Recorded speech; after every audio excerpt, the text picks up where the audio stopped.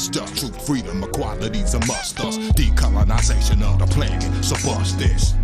People be the power, now we build the justice. Pouring ancestral divinations, how we build the justice. Welcome the planet to the podcast, build the justice. Building justice, building justice, build. Is to add on or do away with justice. Welcome to Building Justice, a podcast by Sacramento State University's Center on Race, Immigration, and Social Justice, CRISJ. We explore critical issues affecting our communities with the hopes of creating a healthier and more just world.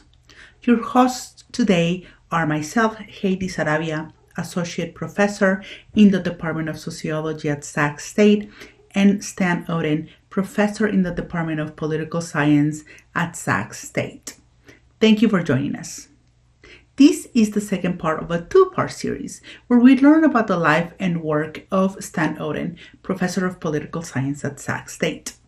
At the end of the last part of this series, Professor Oden told us about his initial involvement in the Black Panther Party and that his parents did not know he was involved with the party. Of course, my parents did not know I was in the Black Panther Party. I did not tell them.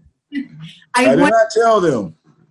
I wanted to ask you about that. I'm curious to hear, how was the Black Panther Party viewed, say, in your household, right? Because you had those choices between your brother inviting you to pledge and joining the party, right? So how was it viewed? And the other, it's the power of organizations, right? That once we join an organization and take on that vision of a different kind of future, of a reinterpretation or an interpretation of the past that gives us a vision into the future that is beautiful, utopian, based on freedom. How does that change a person? So I'm curious to hear about your relationships with your family, who knew, who didn't know, and how did it change you to be involved, to be, as you said, in the middle of the hurricane? Wow. Well, there wasn't much discussion in the family. It was discussion between me and my older brother, Clyde, because Clyde was there in Berkeley, living in Berkeley, so he knew everything was going on in Berkeley. He was close to my aunt as well. But that wasn't too much of, wasn't much interaction in all of that, because I was just doing my thing.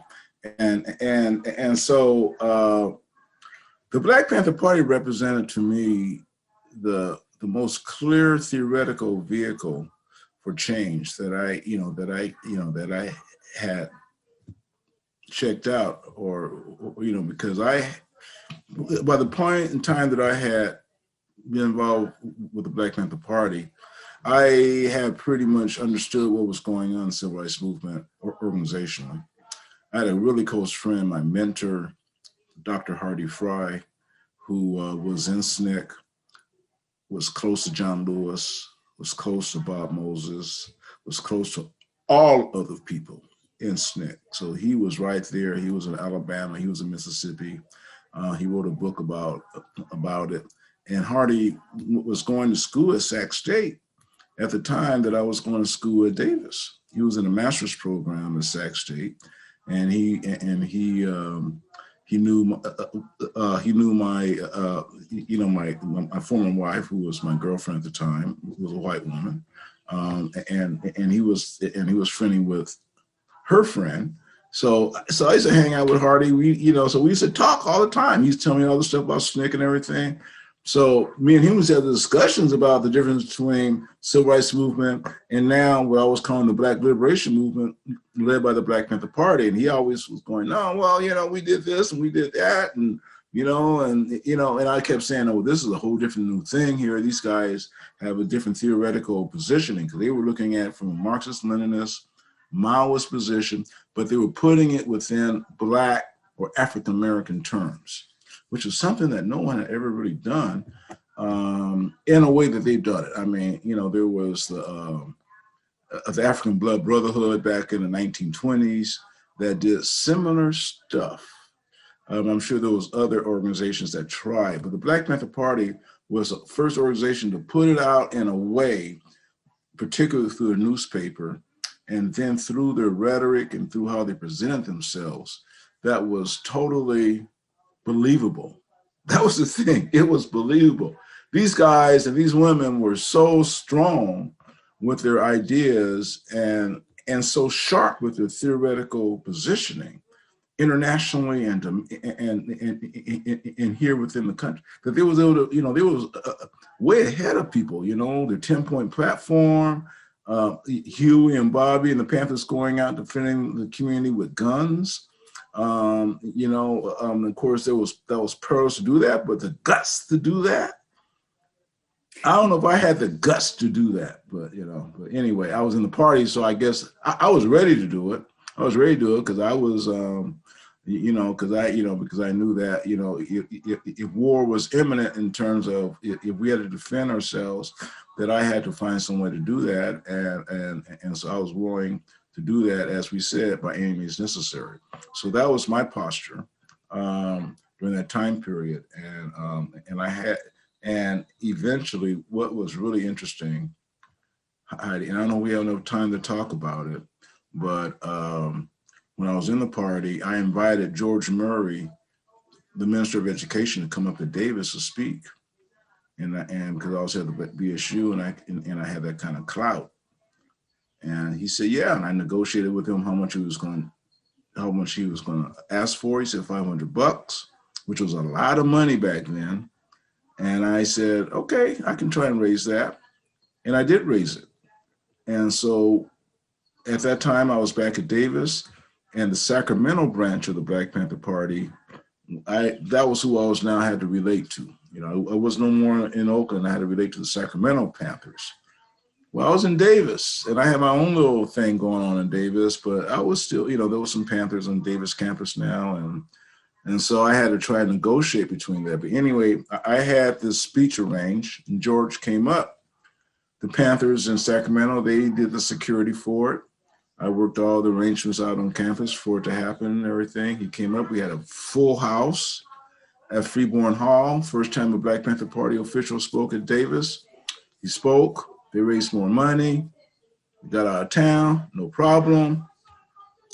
I was great. This happened.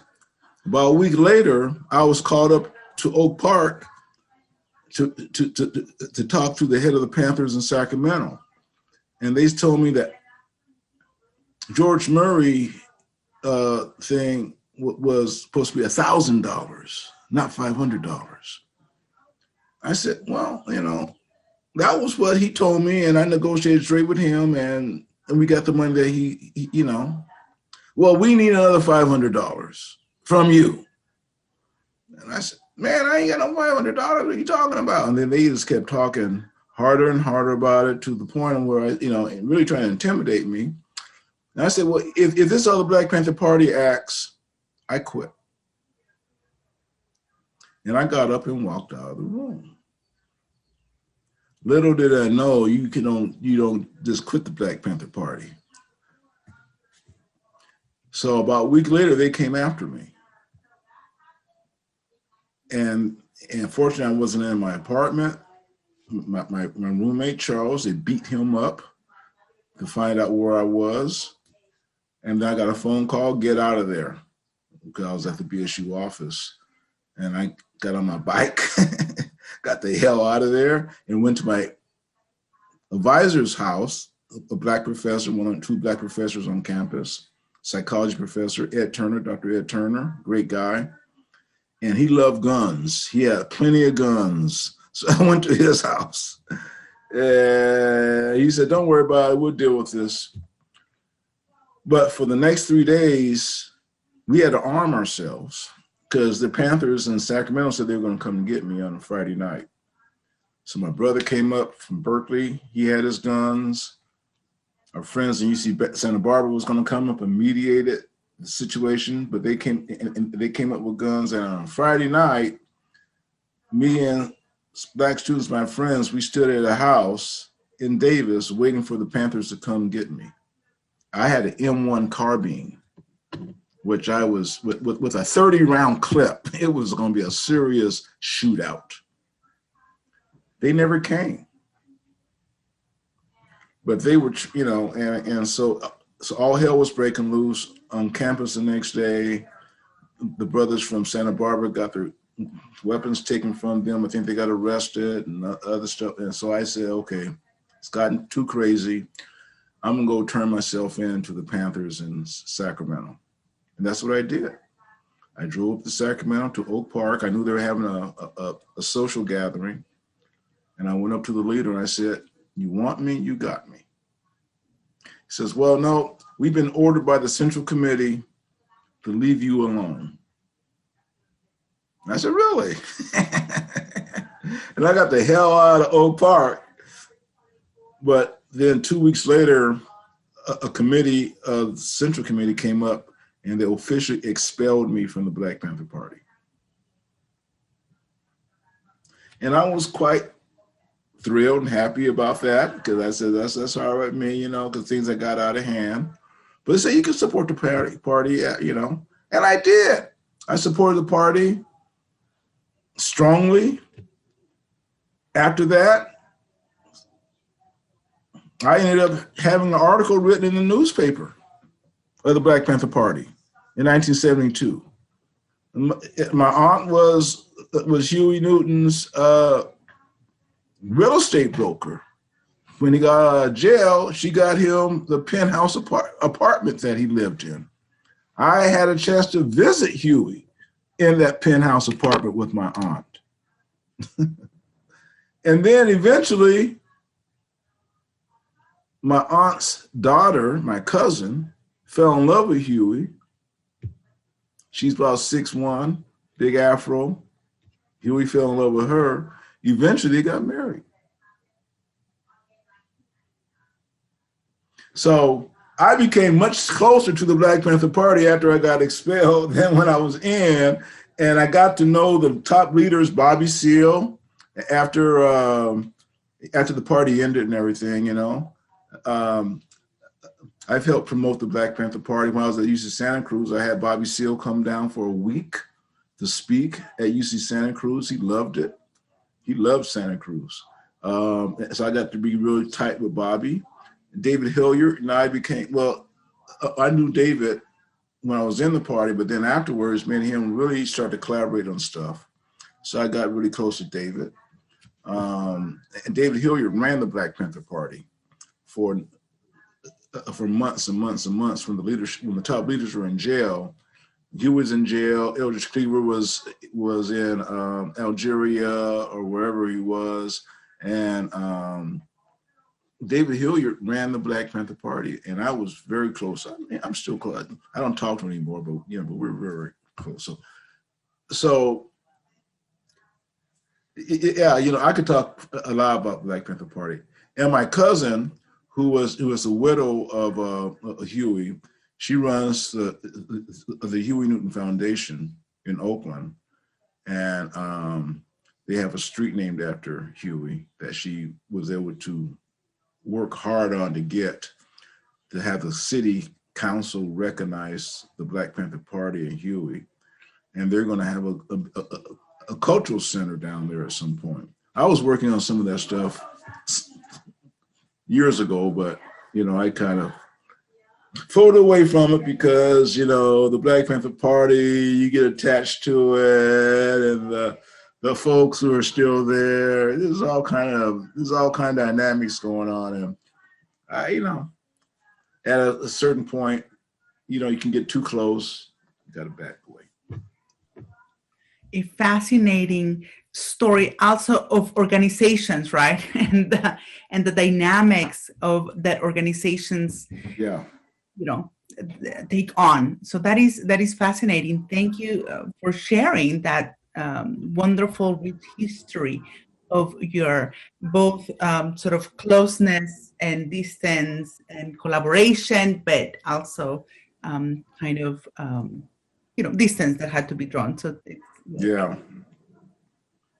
Well, it was an exciting time period, to be living in the late 60s, and in the early 70s, you just saw so much stuff happen so fast and so intensely, and just to see the changes and then the micro, but then the macro changes that was happening continually, and then then to live up through to this era, which the Black Lives Matter era, which is another story. So we might could talk about that some other time. That is thank you. Right, that there is sort of the continuity of the struggle that doesn't end. But I do want to ask you to tell me a little bit about sort of how then you do you transition from these very on the ground kind of work to your academic career, to your sort of a PhD and work as a professor. Can you tell me about that transition? Well, that's a great question, because it really didn't begin with my academic work. It began with my working in the community. After I graduated out of Davis, I had a chance to go back home.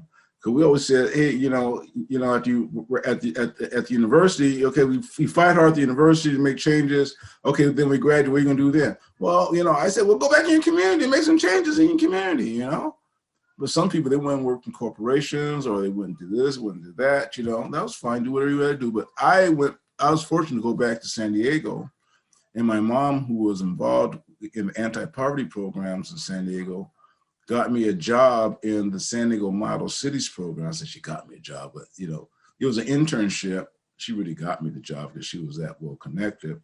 And I was making no more than $500 a month, but I was an intern in a planning office dealing with the issues of social, economic, and physical issues of the community that I grew up in.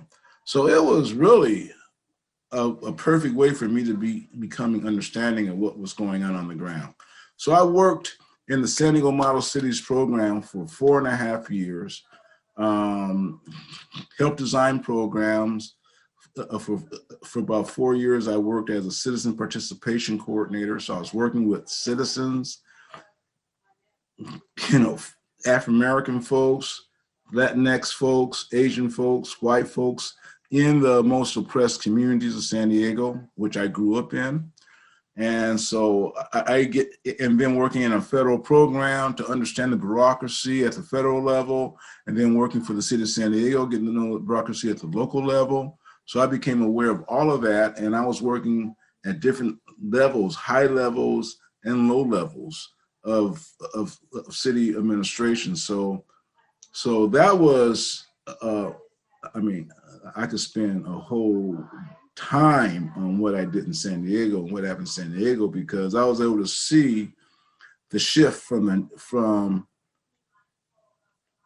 I could be able to see the effect of Nixon. Because Nixon was in office when I was working in the Model Cities program. You start to see how the politics of the Republican Party was shifting. The Republican Party brought in affirmative action. Model Cities program, OEO, all that was happening under Nixon, because that what happened under Johnson. He could not change it that fast. He started working at the edges of changing that stuff. For example, going after citizen participation. He started doing that. And I was watching all of that. Then he started shifting. Well, why are we sending, because these Republicans are complaining, why don't we send money to the suburbs? Why they got to go to the inner cities? Well, he started shifting program regulations where it didn't all go to the inner city. And so I started to see all that changes. And then in San Diego, he brought, because we changed administrations in our program, he brought it, not he did, but the city of San Diego brought in a Black guy from the East Coast who had all the great talk of East Coast talk. And, he was hooked into the East Coast establishment. His father was the swimming coach at Howard University. Everybody knew him. So this guy came from Baltimore, and he had worked in programs, and he was hooked in, and he was now the head of our programs. But he was head of the program. But what we found out was that he was like he was the stalking horse for the Nixon conservative shift. Because what he did was that he came in and said, well, Model Cities program, you all should not have no race-based programs. So he eliminated race-based programs in our program. And that began to be happening all across the country, okay? And so, you know, even though I introduced this guy into the community, we introduced him into the community, trying to make it easy for him and everything, his policies began to look very conservative. I started to be more conservative than we wanted to be. The Nixon administration started attacking citizen participation to the point of where the citizens took the city of San Diego and the federal government to court about eliminating citizen participation. I was a main witness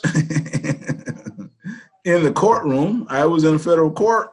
Standing, could you come testify? Because I was the guy up there knowing about all this stuff. And even though, you know, I thought that they could have a stronger case against the federal government, you know, but San Diego, you know, they're going to go with the Republican Party, you know, boom. So that was all eliminated. And so I eventually got an opportunity to go to a grad program in San Diego. It was a one-year program where I could be able to get a master's degree in community development. And I was a fellowship. And I knew the director of it because he had done work in our program. So I was kind of greased into it. I said, yeah, I'm going to take my shot now. So I was able to leave the city of San Diego, go into a master's program. And that whetted my appetite again for academia. And I was in this, it was a one-year program. I had to get a master's. I had to write a master's thesis within that year.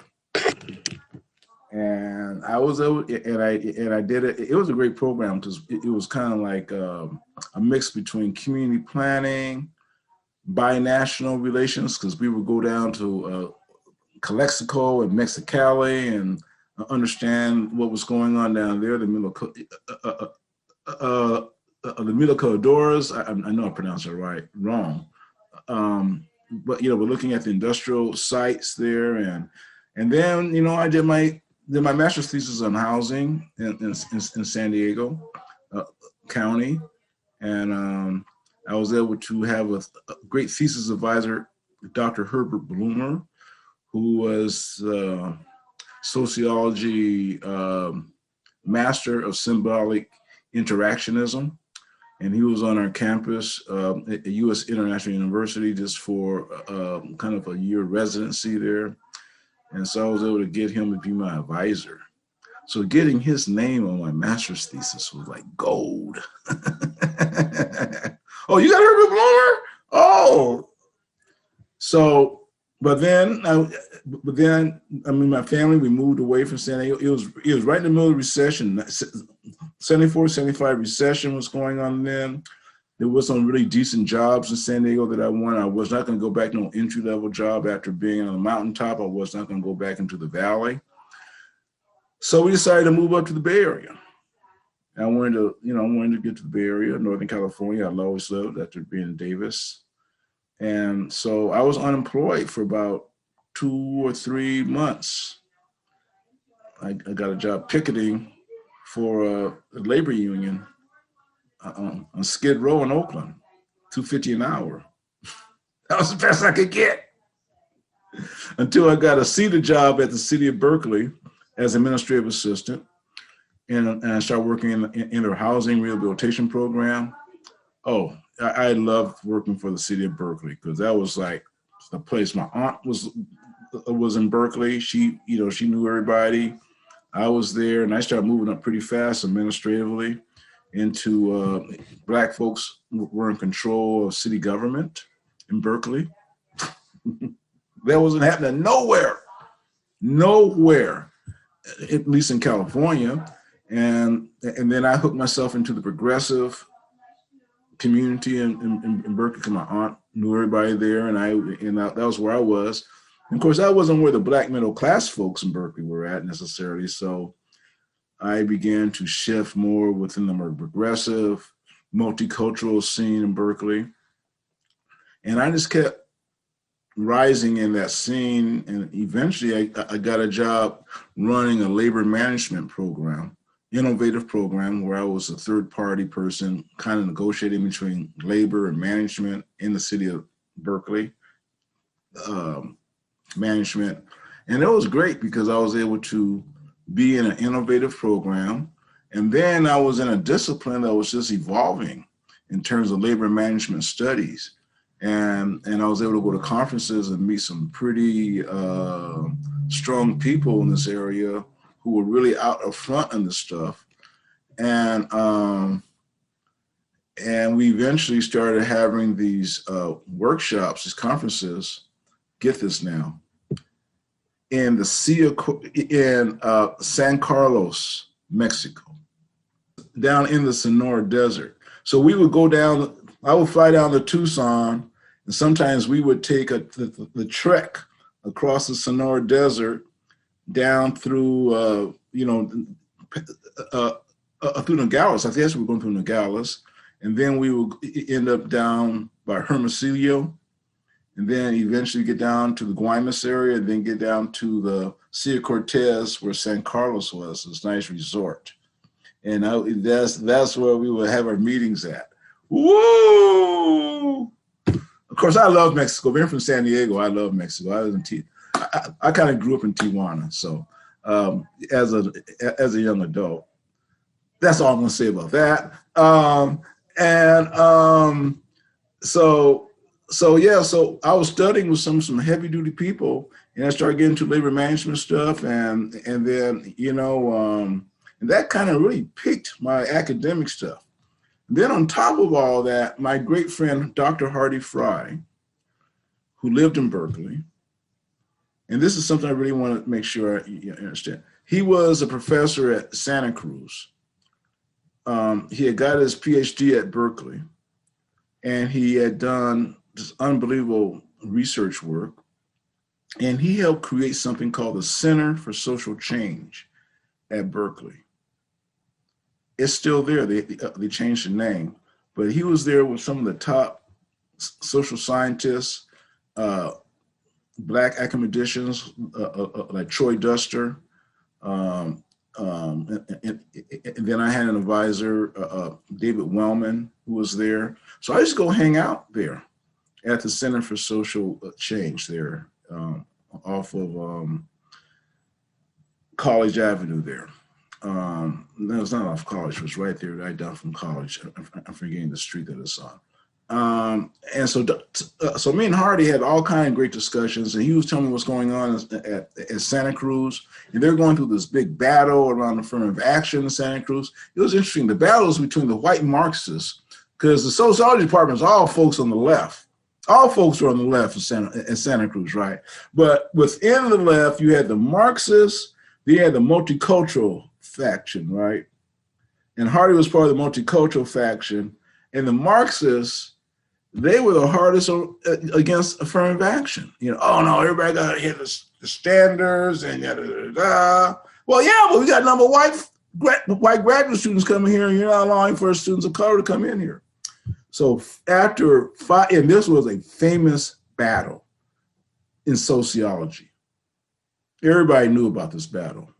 Everybody knew about it. It was like, we had James O'Connor, the famous James O'Connor, who was a famous Marxist economic person. He was on the Marxist side. And me and Jim became close friends, actually. But anyway, the multiculturalists finally won. And me and Heidy been talking about all this political stuff for ages, and we had political battles and opinions and stuff. That been going on for about 20 years now. He says, "Okay, smarty pants, you want to go to school? Now's your chance." I said, "Okay, I will apply." And after working in Berkeley for about 14 years, and then having this understanding of this new kind of what was going on with the labor management stuff, I had a stick, I had something to come in with and say, well, this is my research project, right? And that with Herbert Bloomer's name on my master's thesis, I got in to UC Santa Cruz in a huge cohort. We had 17 people in our cohort. About 8 of us were of color. I think it was about 5 African Americans and 4 Latinx and the Asian, maybe several Asian people. And boy, I hadn't been to school in 15 years. And here I was now dumped into the middle of the Harvard of the West Coast, sociology, UC Santa Cruz. And let me tell you, I had to learn so fast. I was getting up at 4 o'clock in the morning reading books. I knew about Marx, but I never took a class on Marx, really. Emil Durkheim, I know who the hell he was. Max Weber, am I pronouncing it right? You know, so I had to learn all these people on the run. And in the social theory class I had with the famous, great, unbelievable genius, James O'Connor, I flunked it. I flunked my social theory class. But they wanted to make sure that I stayed there. And so I took an undergraduate social theory class in the next year. But it wasn't only me who flunked, there was several other folks of color who flunked that social theory class. And that just raised a big hailstorm against Jim O'Connor. Oh, Jim O'Connor wasn't sensitive. You know, he's teaching this stuff so fast, you know, because, you know, we only had 10 weeks. This is a quarter system. And, you know, they said, okay, well, y'all who didn't get it, whatever, you know, take an undergraduate course, you know, then come back. Some of those folks, I'm not going to take an undergraduate course. Well, you know, I'm talking about folks of color now. I am the only one to get out of that cohort with a PhD. I was the oldest and the only. Yeah. I mean, you know, because it's hard. PhD programs are hard, and people started dropping out. People were mad, you know, Jim O'Connor. Now, Jim didn't teach any more social theory after that, and that was really unfortunate and horrible. He kept teaching courses. In fact, I sat in on one of undergraduate classes, and me and Jim became close friends. I took him to a World Series game. His first time he ever went to a World Series game, I took him to it because I had an extra ticket. And I wasn't trying to kiss up to him. I was going to flunk the class. It wasn't, you know, it was like, no, man, come on. And so we stayed close. And he was one of the leaders, if not the foremost person around Marxist ecology. I mean, you know, he had a journal that he started, and I was right there when he started it. I think it's called Capitalism, Nature, and something like that. He was just a great guy. So Dr. William Domhoff, who wrote the book, you know, Who Rules America and Who Rules America Now? Great writer, psychologist. He's a close friend of mine as well. You know, he was on my committees. So I had a chance to be with unbelievable intellectuals. At the time, battling with them about these issues and answers about what's going on. So that was really a fantastic opportunity. And I thank every day my great friend Heidy Fry, who do that. And Heidy is ailing right now, you know, not doing so well. So always my love to him. What a fascinating intellectual trajectory, but I do think that that bringing that life experience into the academic sort of intellectual exercises makes a difference. I think It grounds you in a way that is very, very unique. So what did you eventually focus for your dissertation? What kind of work did you do? Well, I had worked in Berkeley for 15 years, but during that time period, I lived in Oakland. And, you know, I did most of my political work in Oakland in terms of city, you know, helping city council races or doing stuff. And I was always working with the more progressive grassroots folks there. And, you know, when you work with grassroots folks, you don't win much. And even in Oakland, you know, we had the Black establishment there. We finally got a Black mayor in 1976, Lionel Wilson. And a lot of the people who were involved in politics there, I kind of knew them, was working with them, you know. I was going to meetings with all these people who were going to meetings, you know. different kind of things. And so I was always around. And so I was engaged deeply in Oakland politics, helped form a progressive political club called the John George Political Club. I helped form that in Oakland. And I was involved in campaigns for progressive people. So when I was in my graduate work and I started thinking about what I'm going to write my dissertation on, I originally wanted to write it on my aunt because she was such a historic person. I really wanted, because unfortunately she was assassinated later on. Yeah, she was killed. I wanted to write about Oakland. I had a love of Oakland. So after talking with my advisors and stuff and honing down, your topic and subject area, I wrote about the political incorporation of people of color, which mostly African Americans, in Oakland between 1966 and I don't know what the time period was. I think 2004 or 5 when I wrote my dissertation, or 2000 basically, because my dissertation was 1999. I started in 1966, so that's when the Black Panther Party came in Oakland, and that was when the power political shift started to happen in Oakland. And I wanted to write about that shift between when the white folks were in control of Oakland and then when Black folks got into it. Now I read a lot of different books about Oakland, but nobody really wrote it from that perspective, and from the perspective of somebody who lived in Oakland and who was involved in the politics on the ground. All these other folks who were about Oakland, they were outside of Oakland, nice, sharp people, but nobody was from Oakland, lived in Oakland. And I wanted to make sure that there was something that was written that was academically strong enough, get a dissertation written, and that could be readable for people, right? And so that's why. So I began to piece together the different elements of what I want to write about Oakland. Of course, I had to go through 8,000 million newspaper articles. The archival research was heavy duty and took several years. I also, because I was there, I was able to go and talk to people and get interviews with people who were the key influence people within the grassroots movement aspect of it. I couldn't interview everybody, but I interviewed a lot of people. And that was how I wrote my dissertation. And I was able to, to get it done by 1999, 2000, when I got my PhD. Very proud of the effort. But I wrote it in a format, in a way that it could become a book. And that's what I ended up doing. I ended up writing my first book based upon my first dissertation. And of course I not embellished, but I added more stuff to it and everything.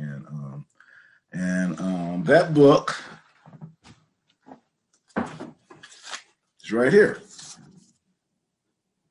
Oakland City Hall there, From Blacks to Brown and Beyond, The Struggle for Progressive Politics in Oakland, California, 1966 to 2011. And then I wrote my second book. I revised it. This is the second book here. And I wrote that 1966 to 2017. So it was an update. And in both of those books, I really highlighted the struggle for basically for progressive politics, because the Black Panther Party symbolized progressive politics, radical politics. But we look at all the different ideas around progressive politics. The Black Panther Party talking about every single one of those things, from massive incarceration to hunger to housing, to police brutality. The Black Panther Party was in. They were the ones who brought it to attention. So I just thought that, it was important to highlight Oakland. It was important to highlight the changes and the shifts that happened there, but also the battles for progressive people trying to make it happen. And I went around for my second edition I followed a progressive candidacy for mayor by Dan Siegel, who was a white lawyer in town who had worked with the first Asian American mayor, Jean Quan, and he had worked with her. But then when Occupy Oakland blew up, he left because Jean Quan made some bad mistakes during that time period. And I write about all that in my second book. So I went and interviewed Dan, because I knew Dan, and Dan knew my aunt, and he knew I'd been involved in social activism. So that's the key thing. If they know who you are, they trust you. I was in the Rainbow Coalition. I was a top leader in the Rainbow Coalition. I was on the ground doing all this stuff. See, so people trusted me. They know Stan was not going to write some bullshit.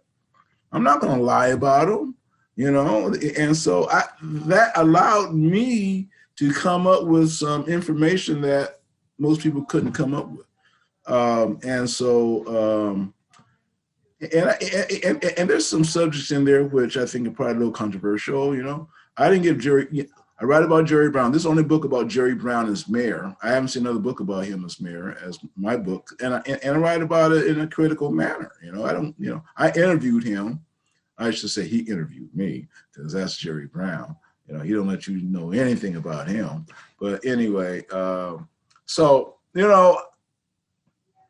said, he kind of usurped the Black movement to become mayor. And then when he became mayor, he went into this neoliberal bag, or as I changed the terminology, neo-progressive, which basically is acting like a progressive, but not really coming up with the action and with the ingredients for the change. So he's not a progressive. I call him a neo-progressive in my second book. He probably didn't like that. And that's all right. And then Ron Dellums, who is a true progressive, a hero of mine, a person who was a city councilman in Berkeley, and then became congressman, led the anti-war movement, the anti-militaristic movement, the movement in South Africa from Congress. And then he retired, and then he was pushed to run for mayor in Oakland. After Jerry Brown was mayor, it seemed like a great decision on his part to do this. He ran for mayor. I remember the night when he got 50%, so he had to have a final, and I went down and I worked hard for about 4 hours on that campaign. Or 2 hours, helps to get some people to, it's always say, yeah, I got Ron elected, because I got about 6 people went to the polls, for the last hour. But that's just my little deal. Ron got in, and everybody was happy. I was elated, got our man is in. But when he became mayor, he came up with some good ideas, but he never had great follow through. He delegated stuff to other people who really didn't have any clout. So I write about some of that stuff, and I go into the details of it. And I kind of say he was disappointing. Some of my good friends, they don't like me saying that about Ron. Ron Dellums is seen as the big, big icon, big progressive icon. But, I'm an academic guy here, I'm trying to write about objective truth here. And this is the information. I didn't make this information up. This is information that's in the newspapers. It's all referenced, documented. These things happened. Don't blame me because they happened. They don't blame me because I'm writing about them, So, but that's some of the bumps and bruises you get when you are a writer. But like my no, that's all I'm gonna say right now. Thank you very much, Stan, for such a fascinating story. And this brings us to the end of the second part of this conversation with Professor of Political Science at Sac State, Stan Oden, where he shared his fascinating story of involvement in social movements, local housing issues, and eventually electoral local politics. In the next and final part of this conversation, we will talk with Stan Oden in political science at Sac State, and Manuel Barajas in sociology, also at Sac State, about how the Center for Race, Immigration, and Social Justice, also known as CRISJ, at Sac State became established. Again, thanks for joining us, and thank you for listening. We hope our ongoing conversations spark understandings, empathies, and motivation to join the struggle for a better future for all. This was Heidy, Sarabia, and stand rewards based on the actions. Now, time for building justice. Building justice.